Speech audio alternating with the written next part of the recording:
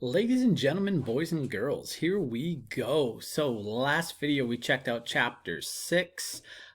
We saw different nations behind the Iron Curtain start to rebel against the authority of the Soviet Union.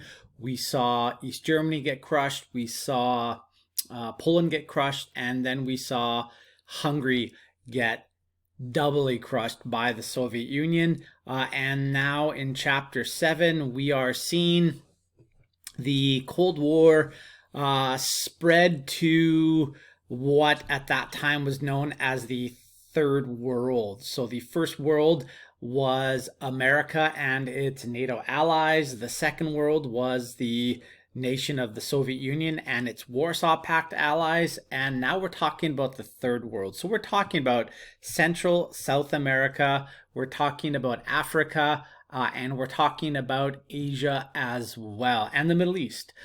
So we're talking about a massive, massive amount of humanity. About 2/3 of the world's population at this time lives in the Third World. So number 8, really quickly.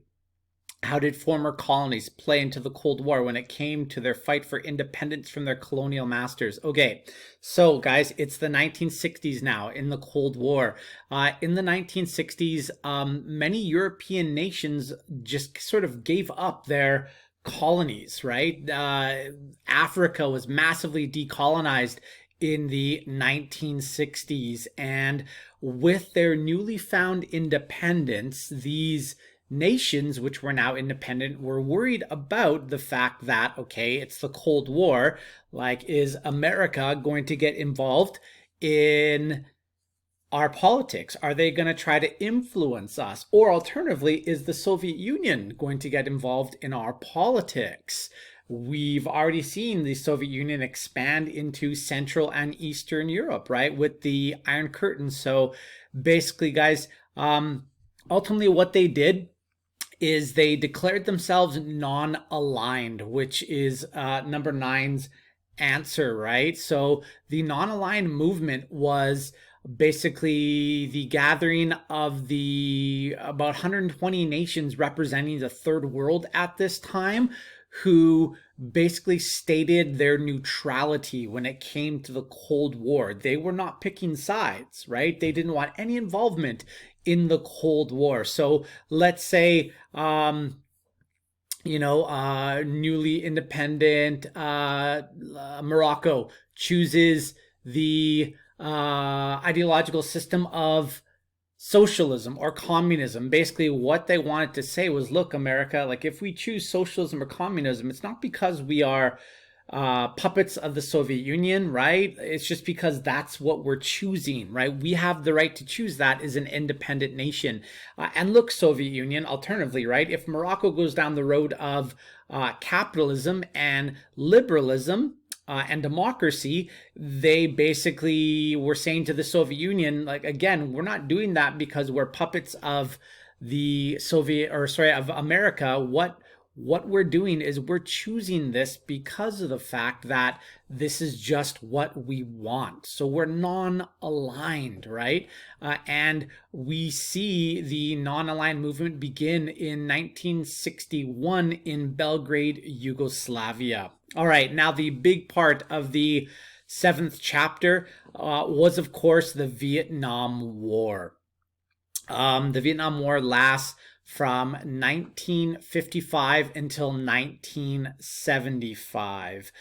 Before that, guys, a little bit of history about Vietnam. Vietnam was colonized by the French in the late 1800s.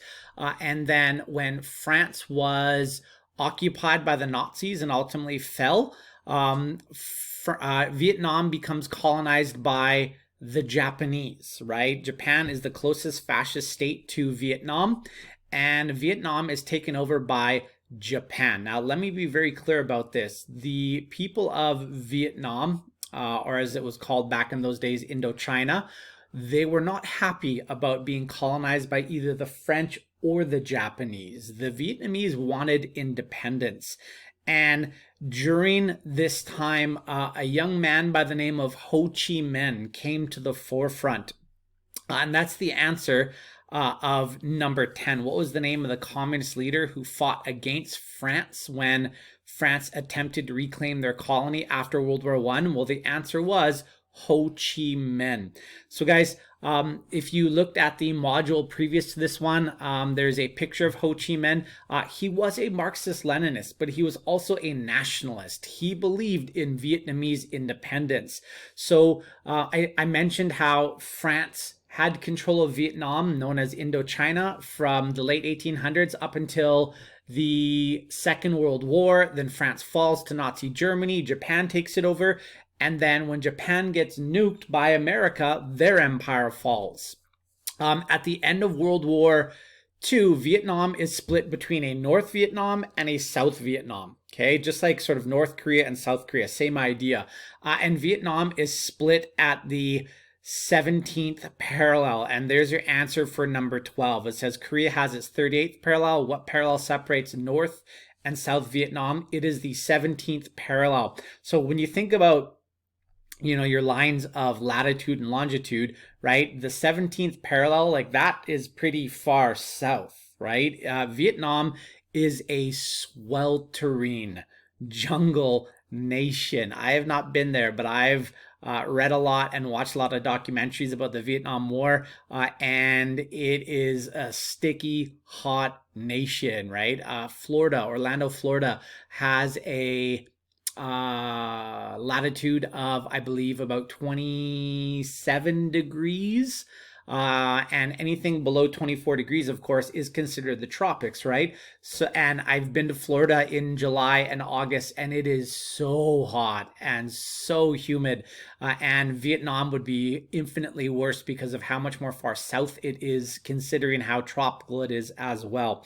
Okay, anyways, number 11, it says North Vietnam is to communist/democratic as South Vietnam is to communist/democratic. North Vietnam is communist, right? That's where Ho Chi Minh and the Viet Minh are located. And South Vietnam is democratic, sort of, right? They are run by a man by the name of No Dien Diem. And guys, South Vietnam, he's not really much of a democratic leader, but he is sympathetic to American interests, and that's why America backs him when it comes to the Vietnam War. Okay, number 13, explain the domino principle or theory and where it emerged from.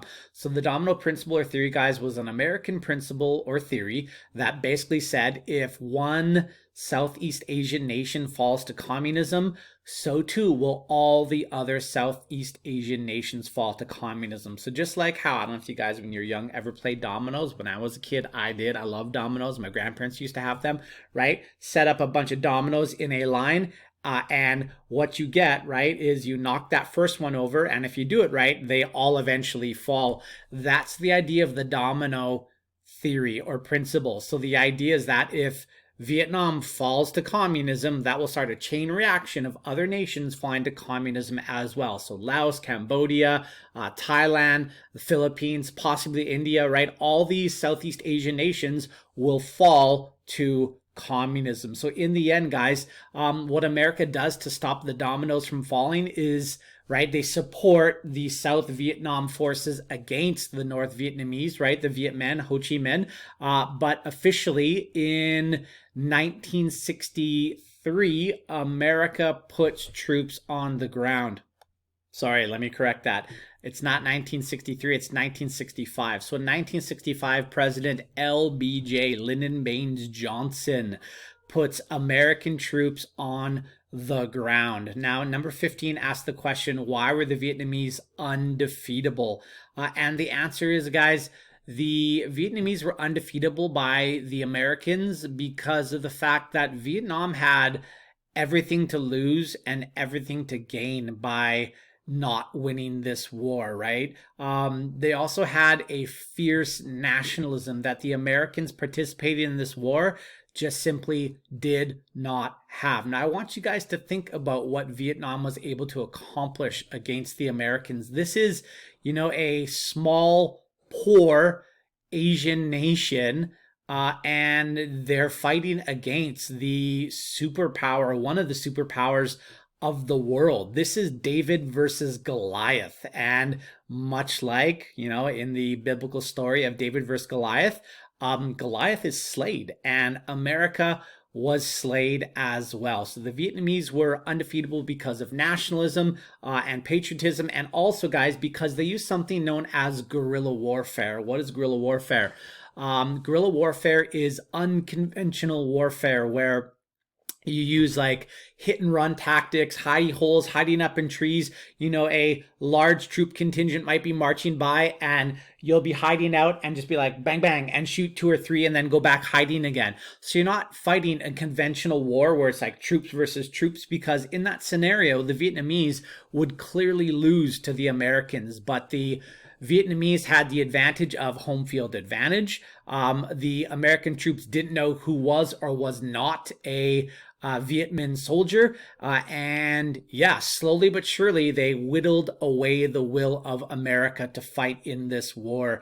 By the late 1960s, early 1970s, the American support for the Vietnamese war had definitely started to wane, right? It was starting to fade away. And by the late 1960s, and there's a great documentary on Netflix about the Vietnam War by Ken Burns. By the late 1960s, the American government knows that they are not going to win this war. They just know that they're not going to win this war. They can't.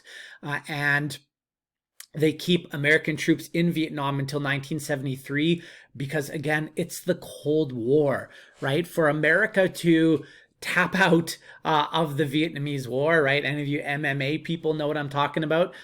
For America to tap out of the Vietnam War would be an admission of failure, right? And it would basically prop up the Soviet Union and make America look weak during the Cold War. And that simply cannot happen because the Cold War is a war of prestige, right? When you look weak, your enemy looks strong, and that cannot happen.